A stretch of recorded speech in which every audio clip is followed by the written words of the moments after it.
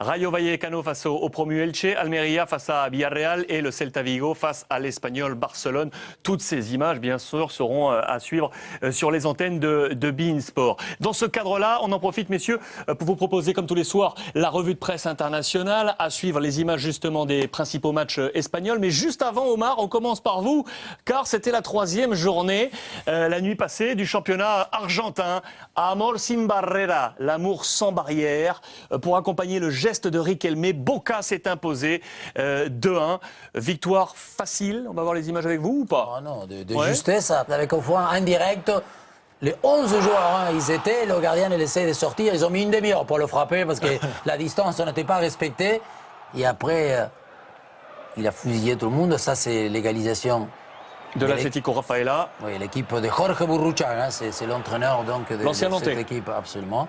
Et après la suite, une action où on retrouve, voilà, celui qui marque, c'est Insu, c'est l'arrière latéral. On parlait tout à l'heure de l'importance de ce joueur. Plus ça va, ces joueurs-là, ils doivent être efficaces même pour finaliser. Est-ce que vous pouvez m'expliquer également la colère là-haut de Ramon Diaz, l'entraîneur de River Plate, 0-0 face à l'équipe de Godoy Cruz? Oui, parce que voilà, ils ont fait 0-0 et depuis déjà 15 jours, ils réclament qu'on puisse habiliter 2 joueurs, Théo et Mora, qu'ils n'ont pas encore, parce que River n'a pas payé, ils ne peuvent pas jouer. Donc lui, il dit, vu qu'il y a 0-0, laisse-moi jouer, vous allez voir comment je marque même moi des buts, parce que je suis un attaquant. Voilà. D'accord, donc il veut des attaquants, coup de gueule de Ramon Diaz, l'entraîneur de River Plate. Pour l'instant, c'est Argentinos qui mène le championnat. Où est votre formation? Vélez, on piétine, mais c'est que le début, donc ça ne sera pas... 9e du championnat, pour vous donner l'info de la formation d'Omar Da Fonseca. On file au Brésil, Sonny Anderson nous regarde, je le sais, on le salue. Il nous attend du côté de Lyon pour nous retrouver demain dans la soirée Ligue des Champions. Le leader, c'est Botafogo qui a repris les commandes du championnat brésilien avec Clarence Seedorf. Les images de cette victoire de Botafogo qui a repris donc les commandes. Victoire 3-1 face à la formation de Portuguesa. En attendant, le match de Cruzeiro, Botafogo qui impressionne dans ce début du championnat brésilien, dans ce début 13e journée déjà du championnat brésilien, 3-1.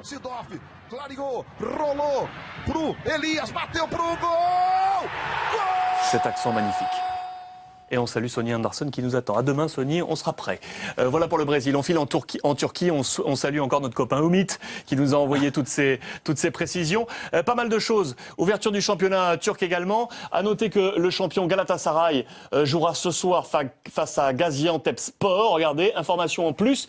Vous le savez, le buteur Burak Yılmaz est annoncé sur le marché des transferts. Prix annoncé 20 millions d'euros pour s'accaparer les services de Burak Yılmaz. Pendant ce temps-là, Fenerbahçe, ça va pas très fort. L'entraîneur Yanal le dit. Il y a quelque chose qui ne tourne pas rond dans cette équipe. Avec Emenike, vous le savez, de retour dans le club de Fenerbahçe. Fener s'est incliné. Regardez les images d'ailleurs de cette défaite de Fenerbahçe. C'était sur la pelouse de Konyaspor, 3-2. Contre la formation de Fenerbahçe qui prépare ainsi très mal son match de barrage de Ligue des Champions face à Arsenal. Voilà pour ces quelques images. Et enfin, ici, notez bien, la formation de Florent Malouda. Trabzonspor s'est incliné sur la pelouse du Beşiktaş. Alors sur la pelouse, il faut savoir que Beşiktaş va avoir un nouveau stade qui va s'appeler İnönü.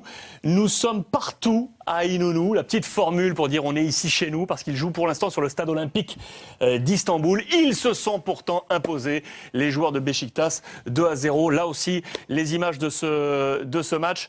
Florent Malouda a joué 75 minutes dans cette rencontre, mais s'est donc incliné face à la formation du Beşiktaş.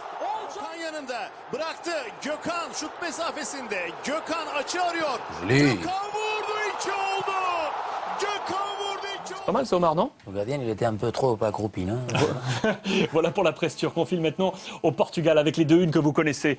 Abola et Ojogo. Là aussi, c'était la reprise du championnat au Portugal. Les 3 infos fortes sur les 3 clubs phares. Le Sporting s'est imposé 5-1 face à la modeste équipe d'Arouca avec un triplé de Monsieur Montero. On va voir tout ça en images.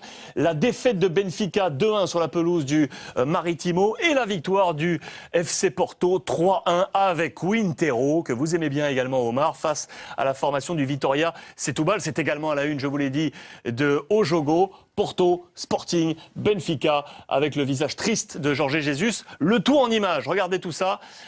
Omar a commencé par le Sporting Portugal, qui est très certainement, on va pas dire, c'est peut-être le principal prétendant au titre cette saison, très armé et qui a démontré dans les phases de préparation plutôt un bon karma, comme vous aimez le dire. Non, et en plus, ils ont fait venir un joueur. Voilà, on dit tout le temps, les Portugais, ils vont chercher des joueurs qu'on ne connaît pas beaucoup en Europe. Lui, c'est un Colombien. Freddy Montero. Voilà, mais c'est aux États-Unis. Voilà, mais c'est un joueur pareil qui va sûrement être vendu très prochainement, un attaquant complet et surtout très bon scoreur, comme on dit. Auteur d'un triplé, FC Porto avec cette victoire également pour Porto 3-1 sur la pelouse de Vitória Setúbal. Quintero a donc marqué, Josué et Jackson Martinez marquent le 3e but de Porto. Et dans le même temps, je vous l'ai dit, Benfica là marque ce but mais s'incline 2-1 dans cette première journée du championnat portugais face au Maritimo. Les images portugaises à suivre maintenant. On file du côté de l'Italie. C'était sur les antennes de beIN Sport. C'était la Supercoupe italienne entre la Juventus et la Lazio. 4-0. 4-0 pour la Juve, c'est à la une de tous les canards italiens, avec la Gazzetta, avec le Corriere et avec, bien entendu, Tuttosport. On va revoir ces 4 buts. On va en revoir 2 avec le but de Paul Pogba. Le trophée tout d'abord. Belle victoire de la Juve. On avait eu qu'un petit doute. On va vous proposer les 4 buts, juste pour vous.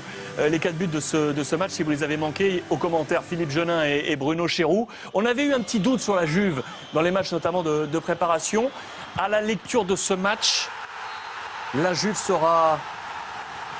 là. Elle sera là. Elle est toujours très compétitive. C'est une équipe, c'est une équipe de vainqueurs, de gagneurs. Voilà, ça reste, on voit, c'est Chiellini qui est pourtant pas le plus grand technicien, mais qui se retrouve dans la surface. Ça veut dire qu'il pousse ses actions jusqu'au bout. Là, c'était sur une contre-attaque. Et Lichtsteiner, qui on a vu dans le championnat de France à l'époque à Lille, qui est un très bon joueur en tous les cas, qui s'épanouit vraiment dans ce système en 3-5-2. Lui, il est joueur de couloir. Là, c'est le 4e but avec Pogba là, qui va donner le ballon justement à Tevez, qui va marquer son premier but avec Carlos Tevez, Omar. Je pense que même en Champions, cette année, ils vont être beaucoup plus costauds. Et à savoir que Llorente n'a pas joué, mais il est dans l'effectif. Je pense qu'ils ont un effectif un peu plus large et surtout un niveau puissance offensive plus fort. En Italie, toujours avec la formation de Rudy Garcia, la une d'Il Romanista, la presse romaine, pour dire bye-bye à monsieur Osvaldo, qui quitte donc la Roma pour rejoindre Mauricio Pochettino, qui l'avait entraîné du côté de l'Espagnol Barcelone. Il file à Southampton. Le voici en présentation de ce maillot. Il va retrouver Lovren, l'ancien Lyonnais, qui a signé là-bas. C'est un bon coup, ça, Omar, Osvaldo? Oui, parce que pour moi, c'est un très bon joueur, un joueur pas facile à gérer, soi-disant, mais des points de vue buteur, efficacité, présence athlétique. C'est quelqu'un que le me peur. Il n'a pas été à l'école le jour où il a appris. Il était malade, sa maman, il l'a pas envoyé. Mais... Osvaldo quitte la Roma donc pour Southampton. En Angleterre, justement, c'était le lancement de la Première Ligue ce week-end. Victoire de Chelsea avec une acclamation énorme pour José Mourinho de retour. C'était 2-0 face à Hull à la une du Daily Star. Et également à la une, regardez, l'ancien de la Liga espagnole de Valence, Roberto Soldado, premier match avec Tottenham sur la pelouse de Crystal Palace. 1-0, c'est lui qui marque ce premier but. Écoutez-le, la joie au sortir de cette rencontre. Je me suis senti très aimé dès le premier jour, grâce à l'accueil des supporters. Et je vais tenter de les récompenser en marquant beaucoup de buts. On suivra avec attention effectivement les prestations de Roberto Soldado sous le maillot de Tottenham. On file du coup en Espagne pour vous rappeler ces 2 unes que vous a montré Thomas Desson tout à l'heure, avec le phénomène Isco à la une de Marca, à la une de AS également. Il est là, Isco. La une du côté du Barça pour revenir sur ce 7-0, Omar. La victoire sur la formation de Valence Levante. À la une également, ils font peur du Mundo Deportivo. À la une également d'El Nou, de l'attaque et des buts, 7-0 contre la formation donc de Levante. 2 petites images encore à vous montrer d'ailleurs sur ce match. La première, c'est l'entraînement du jour du Barça. Tout va bien, Neymar est là, Messi également, pas d'inquiétude. Prestation de Mascherano. Omar, défense centrale, Tata Martino qui a dit « Je n'ai pas besoin d'un défenseur central, je vais faire confiance à mon compatriote Mascherano, Puyol et Piqué ». Bon, on connaît, hein, déjà il a beaucoup joué, c'est pas un spécifique du poste. Je pense qu'il manque de taille, surtout dans tout ce qui est jeu aérien, mais sinon pour jaillir, pour anticiper, il sait faire. Et on attend Puyol, hein, Martino, il a dit que Puyol va revenir et qu'avec ces 3 joueurs, avec le complément de Bartra, n'a pas besoin. Moi, je ne suis pas d'accord, mais bon. Ouais, je trouve que c'est quand même très dangereux. Risqué selon vous? C'est risqué parce que Puyol, on ne sait vraiment pas comment il va revenir. Et comme l'a dit Omar, il leur manque quand même un joueur avec un profil un petit peu différent. Tata est le patron, hein, attention. La deuxième image à vous montrer, 7-0 face à la formation de Levante qui vient d'enrôler un nouveau joueur du championnat de France de Ligue 1. Il arrive de Valenciennes. Rémi Gomis débarque du côté de Levante. Omar? Oh, je crois que cette équipe de Levante a perdu énormément de joueurs et ils vont essayer de justement faire jouer le typique joueur au milieu pour donner un peu de densité physique, une présence qui leur manque, donc je crois qu'il va se très bien adapter. Il ne jouera pas au New Camp cette année. Quoi. Joueur à suivre, Rémi Gomis, du côté maintenant de Levante sur les antennes de Beins. Pour les autres images et les autres unes du côté des quotidiens espagnols, c'est la belle victoire donc de l'Atlético Madrid, Omar, de Diego Simeone, 3-1 sur la pelouse de Séville avec un homme fort, Diego Costa, semaine folle. Il vient de prolonger son contrat. 2 buts, 1 passe décisive. On offre les images face au FC Séville. Le guerrier, hein, comme d'habitude, il énerve tout. Kondogbia et Gamero sont rentrés dans ce match, à signaler, mais ils n'ont pas su renverser la tendance. Non, c'est vrai, mais en tout cas, l'Atlético, il démarre très bien. Hein. Ils ont perdu Falcao. Villa, il a été assez moyen, mais en même temps, on peut valoriser ce joueur-là, Diego Costa, qui va, lui, prendre les reins de l'attaque de cette équipe. Pourquoi Omar, toi qui connais bien le championnat espagnol, pourquoi Gamero pas titulaire? Parce qu'ils ont fait venir un Colombien, un autre Colombien, Baca, qui était à la Standard de Liège. Qui était à Bruges. À Bruges, pardon. Qui est un joueur aussi complet et apparemment il va jouer avec une seule pointe. C'est pour ça que je le disais au début. Mais ils ont investi. Regarde la preuve, ils ont quand même investi sur 2 attaquants parce qu'ils ont payé. Hein, et assez cher, hein, Baca, 7 millions d'euros. Non, mais donc, la question, c'est Gamero s'en va pour jouer. Il arrive dans un club où il ne joue pas, déjà les premiers matchs. Je crois qu'il pourra être repositionné un peu à droite de temps en temps, etc. Bon, on verra bien. On va suivre ça.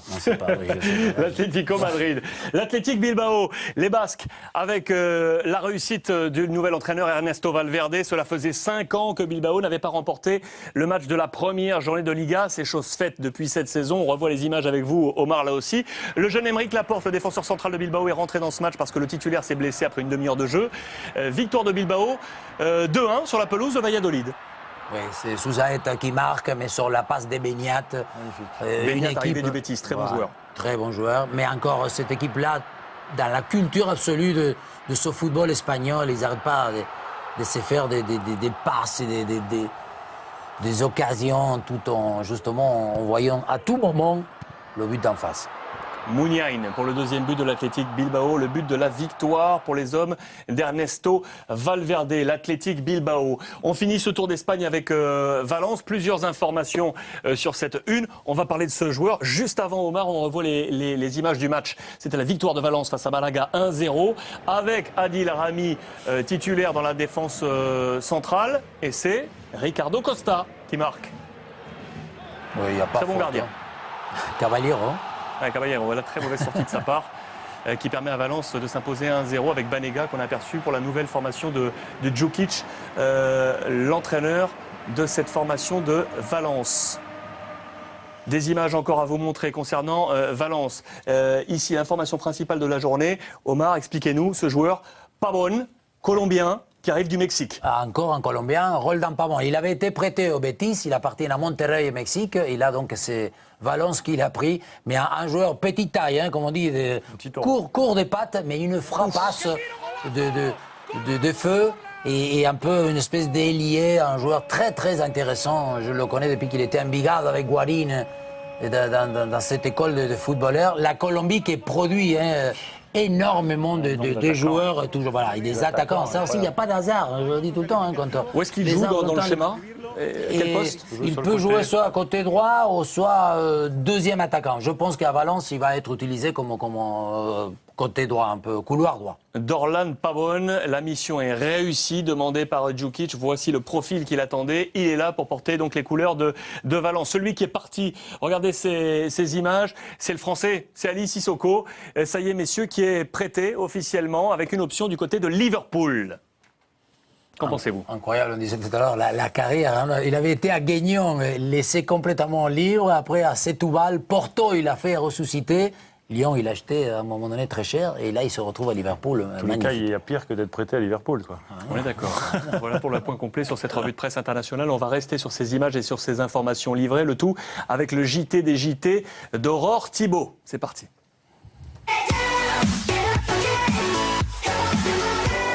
Sur la rail, retour sur la Super Coupe d'Italie. La Juve a croqué la Lazio. Les commentateurs se sont régalés. Pogba si gira, Pogba 1-0, puis 2, 3, 4-0 et là on s'est enflammé.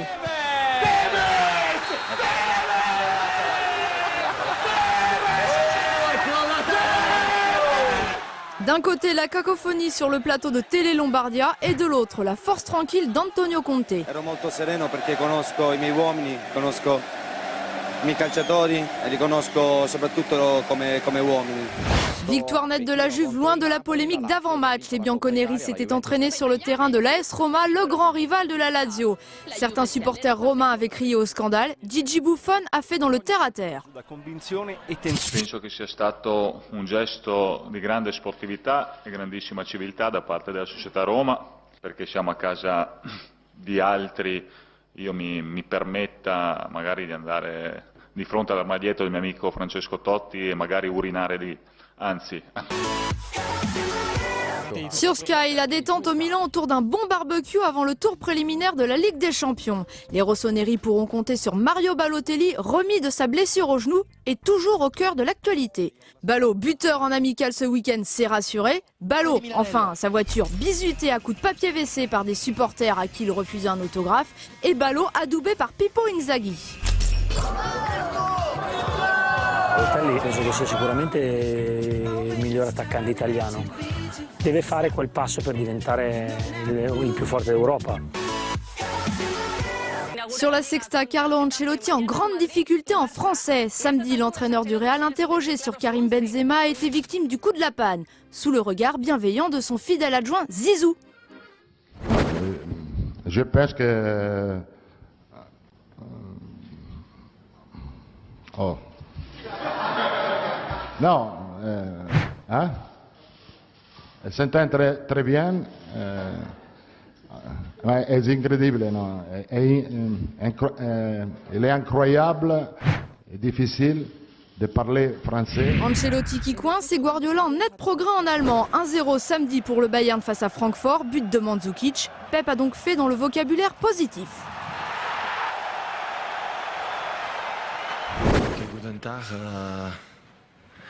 Ich freue mich als Trainer. Ich bin zufrieden. Ich glaube, haben ein bisschen besser gespielt. L'entraîneur de Francfort admiratif.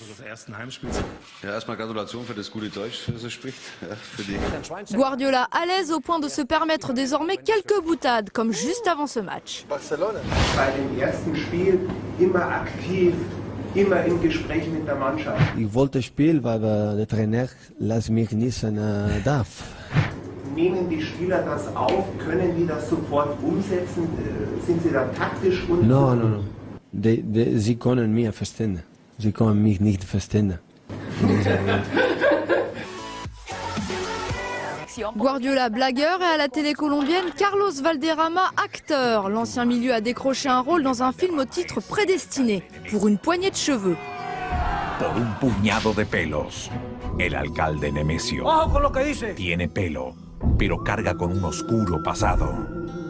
Sortie prévue en novembre. En attendant, Valderrama, pas le vrai mais son sosie, cartonne en Colombie dans une telenovela. La Selección retrace notamment ses années à Montpellier. Tension et rivalité en sélection avec l'autre star, René Higuita. Es que no me gusta que te está saliendo mucho el arco, loco. Si tienes que salir para atrás, vaina para allá, para la tribuna, pero yo sé cuál es. Eh bah, bonjour l'ambiance. Yo soy arquero libero. Merci Aurore Thibault, ces images, retrouvailles avec Carlos Valderrama. Ah, c'est assez impressionnant quand même. Hein, c'est les mêmes. Non mais déjà lui qui est... Regardez là, c'est le vrai, on est d'accord. Il est là, c'est le vrai Carlos Valderrama. Est-ce qu'il se fait une teinture? C'est pas possible ces cheveux. Peut-être pas. Hein. Et après dans cette telenovela, ça serait sympa d'avoir un jour en France une telenovela comme ça avec un club de foot et des sosies. Ça se fait partout en Amérique du Sud. Pourquoi pas un jour en France? C'est sur ces images un peu grotesques qu'on va refermer cette nouvelle édition. Je vous rappelle, messieurs les experts, qu'on va se retrouver demain. On va prendre notre petit train direction Lyon pour cette grande soirée Ligue des Champions. On retiendra cette image du jour. Du coup, c'est l'entraînement de l'Olympique Lyonnais et de la Real Sociedad avec Omar, avec Sony, avec tout le dispositif sur place pour vous faire vivre dès 19h ce grand rendez-vous barrage aller de la Ligue des Champions, plus le résumé de tous les autres matchs du jour, mardi, mercredi, les 2 soirs Ligue des Champions. Dormez bien, profitez et à demain 19h.